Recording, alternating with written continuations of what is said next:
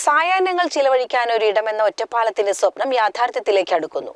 East Ottapalam കിഴക്കേ തോടിന് സമീപം വിഭാവനം ചെയ്യപ്പെട്ട പാർക്കിന്റെ നിർമ്മാണം ഏപ്രിലിൽ തുടങ്ങും.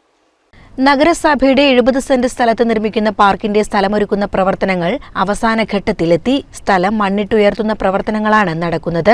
ജില്ലാ ടൂറിസം പ്രൊമോഷൻ കൌൺസിലിന്റെ നേതൃത്വത്തിൽ 99.43 ലക്ഷം രൂപ ചിലവിലാണ് പദ്ധതിയുടെ നിർമ്മാണം. തോടിന് സമീപം നടക്കുന്ന പാർശ്വഭിത്തിയുടെ നിർമ്മാണം പൂർത്തിയാകുന്നതോടെ സ്ഥലം പാർക്കിനു വേണ്ടി ജില്ലാ ടൂറിസം പ്രൊമോഷൻ കൌൺസിലിന് കൈമാറും. 2021 പാർക്കിന്റെ രൂപരേഖ തയ്യാറാക്കിയപ്പോൾ 1 വർഷത്തിനകം നിർമ്മാണം പൂർത്തിയാക്കാനാകുമെന്നായിരുന്നു DTPC അറിയിച്ചിരുന്നത്.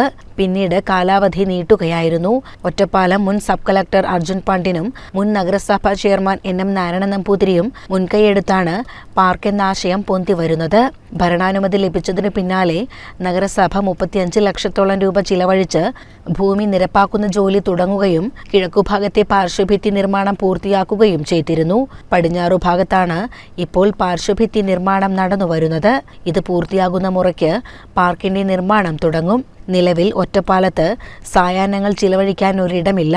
മായന്നൂർ പാലത്തെയും ഭാരതപ്പുഴയെയുമൊക്കെയാണ് ഇപ്പോൾ ജനങ്ങൾ ആശ്രയിക്കുന്നത്. CCN ഒറ്റപ്പാലം.